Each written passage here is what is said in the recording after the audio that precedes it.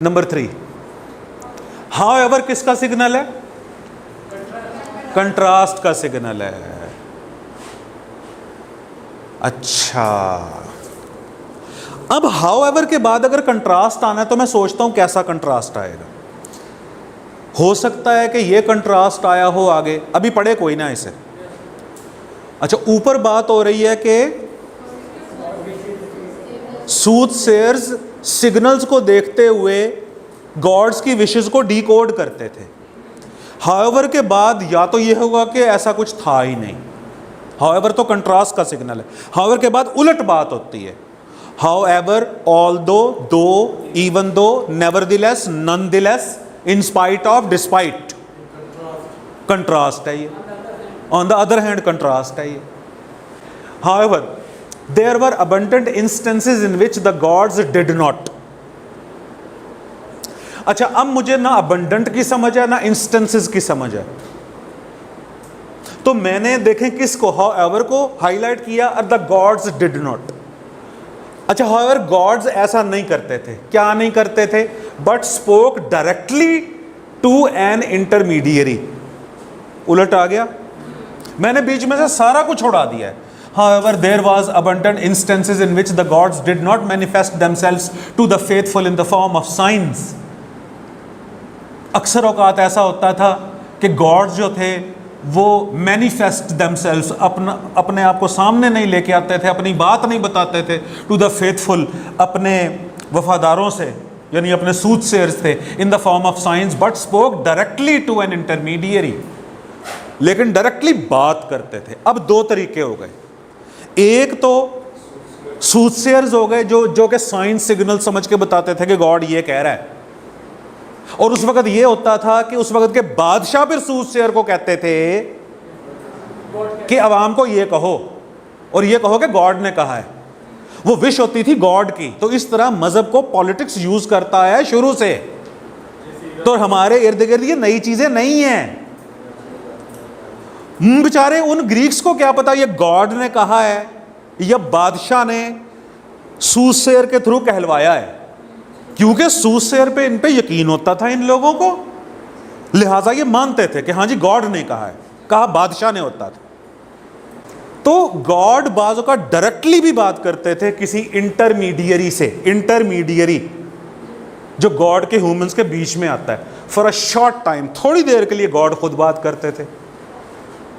When overcome by divine mania। अच्छा, अगर इनके मतलब पता है ना तो बड़ा एंजॉय करोगे तुम लोग। नहीं पता तो हमने तो फिर भी प्रेस ही बनानी है। अब डिवाइन मेनिया क्या होता है? पीके में वो जो पंडित होता है वो कहता है क्या, अच्छा, तो ये वो है। अच्छा, अब आपको जिन लफ्जों का नहीं पता ना, उनको छोड़ के बाकी जो जो लफ्ज समझ आ रहे हैं जरा उससे गेस तो करो कि लिखा क्या हुआ है इसमें।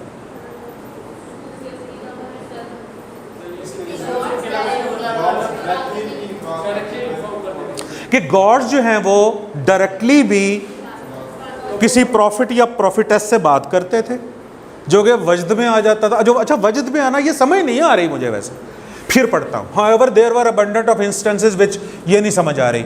The gods did not, God नहीं करते थे। क्या करते थे God? Spoke directly to intermediary, directly बात करते थे। ये जो भी बंदा है, अच्छा इसके आगे भी हु है, इसका मतलब है ये भी पर्सन है। Yes, this is the guesswork we must do for the unknown texts। अच्छा, for a short time, थोड़ी देर के लिए डायरेक्टली बात करते थे, फिर वो was overcome,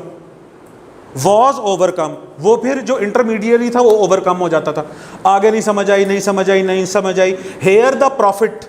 अच्छा, अब आप कहोगे प्रॉफिट कहां से आ गया? अब आप पूरे जो टेक्स्ट है उसको एनालाइज करो। गॉड और सूथसेयर दो लोगों की बात हुई है। अब ये प्रॉफिट गॉड नहीं हो सकता, ये सूथसेयर होगा। अब ये जी देखें, अगर मुझे समझ ही नहीं आई तो फिर भी तो मैंने गेस करना है ना। हमारा टारगेट ये है कि जिन लफ्जों की समझ नहीं आई उनको हटा के समझना है हमने। अब प्रॉफिट और मोर यूजुअली द प्रॉफिटेस, प्रॉफिट होता था, प्रॉफिटस होती थी, एंटर्ड अ स्टेट, वो एक स्टेट में दाखिल हो जाते थे। ये भी नहीं समझ आई, ये देखें, ही और शी, फिर वो क्या करते थे, deliver the message from the gods to the, ये सप्लीमेंट्स का मतलब क्या होगा, लोग नहीं पता तो छोड़ें, आप देखें ना कि मैसेज डिलीवर हो रहा है गॉड का, ये सप्लीमेंट्स कौन होंगे, लोग होंगे वहां के। अच्छा, अब मुझे पूरा नहीं समझ आया, अब देखें क्या क्या पार्ट समझ आया है। गॉड डायरेक्टली बात करते थे, और जिससे बात करते थे वो ही होता था या फिर वो शी होता था। अगर प्रॉफिटस की भी समझ नहीं आई, फिर वो गॉड का मैसेज डिलीवर करते थे ह्यूमंस को, बस।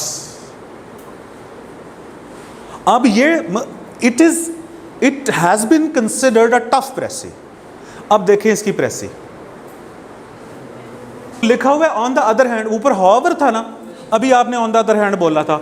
On the other hand gods often spoke directly to some prophet और प्रॉफिटस हु ट्रांसमिटेड या हु डिलीवर्ड कर दो that divine message to humans. This is I think so the last section, yes it is the last section. These practices, इस पूरे paragraph के अंदर क्या practices आपको होती हुई नजर आई हैं? गॉड्स के मैसेजेस को ह्यूमंस तक पहुंचाने की प्रैक्टिसेस हैं, वो कभी इनडायरेक्टली या कभी डायरेक्टली है। अच्छा, these practices for seeing the future. अच्छा, ये प्रैक्टिसेस थी फ्यूचर को फोर सी करने की। फोर पहले, फोर हेड होता है ना, हेड से पहले फोर हेड। अच्छा, फोर सी का मतलब है पेशगोई करना, द फ्यूचर। और अच्छा, फ्यूचर भी लिखा हुआ है आगे। अच्छा, were the basis on which the ancient Greeks auricles operated, तो इसी पर एंशिएंट ग्रीक ऑरिकल्स जो थी वो चला करती थी, पेशन गोइयां चला करती थी। अच्छा, ईच ऑरिकल वॉज लोकेटेड, हर ऑरिकल लोकेट होती थी कहीं ना कहीं। अच्छा, अब यहां पर ऑरिकल से मुराद वो पर्सन भी हो सकता है, जैसे मैंने कहा था ना, ऑरिकल पेश गोई को भी कहते हैं, पेश गोई करने वाले को भी कहते हैं। अच्छा, अब ये मैंने कैसे पहचान लिया कि ऑरिकल पेश गोई करने वाला भी होता है? कहता है these each oracles were located, हर ऑरिकल लोकेट होती थी, और लोकेट प्लेस को कहते हैं, लोकेल बेटे, लोकेशन बेटे, लोकेट होती थी within a properly organise sanctuary was directly associated with one or other of the gods, और हर ऑरेकल का ताल्लुक किसी ना किसी गॉड से होता था। अच्छा, आगे लिखा हुआ अपोलो, ए कैपिटल है अपोलो, या तो प्लेस है या पर्सन है। Apollo was the archetypal सूटसेयर,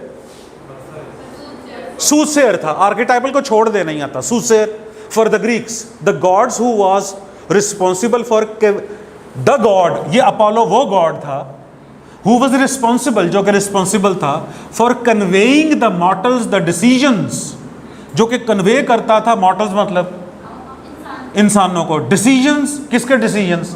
God's के डिसीजन, प्रोनाउंस्ड बाय ज़्यूस, जो कि डिसीजन ज़्यूस करता था। अब ज़्यूस का लफ्ज यहां पर दो तीन दफा आया है,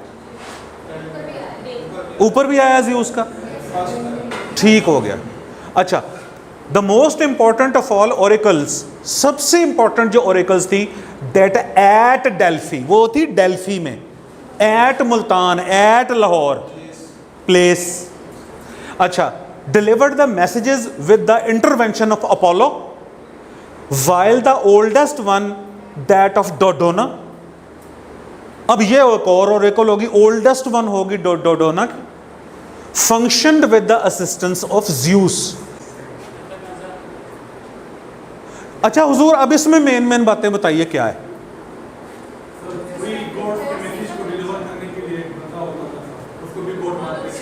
अब मजीद एग्जाम्पल्स ही हैं ये सारी, और एग्जाम्पल को स्पेसिफाई किया हुआ है कि ये दीज प्रैक्टिसेस का आप लोगों ने खुद ही कहा कि ये जो कोडिफाई करने की प्रैक्टिस थी, मैसेजेस को पहुंचाने की प्रैक्टिस थी। बेटे मैंने पूरा पैराग्राफ नहीं पढ़ा आप लोगों के सामने, ये आप लोगों के सामने एग्जाम्पल है कि मैंने उसके चंक्स देख के सिर्फ गेस वर्क किया। तो अगर तो यह पैराग्राफ आता है तो फिर तो क्या ही बात है, लेकिन नहीं आता तो तब भी परेशान नहीं होना हमने, और तब भी हमने एक बेहतरीन किस्म की इन्फरेंस करनी है, इन्फरेंस। अच्छा, अब ये देखिए, ये इसकी प्रेसी ठीक बनाई है। अपोलो, ज़्यूस, डोडोना, डेल्फी वगैरह को मैंने टच भी नहीं किया यहाँ, वो डिटेल है सारी। मैंने लिखा so ancient Greek soothsaying. क्यों लिखा सूथ सेइंग? क्योंकि ऊपर लिखा हुआ था दीज प्रैक्टिसेस। ये सूथ सेइंग की प्रैक्टिस ही थी।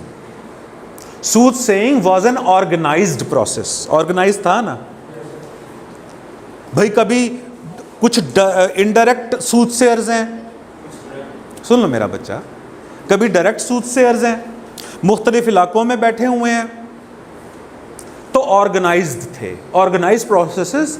These decisions of gods were delivered to humans at the formers. Formers का मतलब है गॉड्स। अच्छा, फॉर्मर मैंने क्यों लिखा है?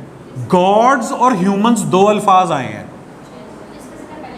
हाँ, तो पहले क्योंकि गॉड्स का जिक्र है तो इसको फॉर्मर लिखेंगे, अगर ह्यूमंस का जिक्र आएगा तो उसको लेटर लिखेंगे। Former specific holy places, messengers and oracles.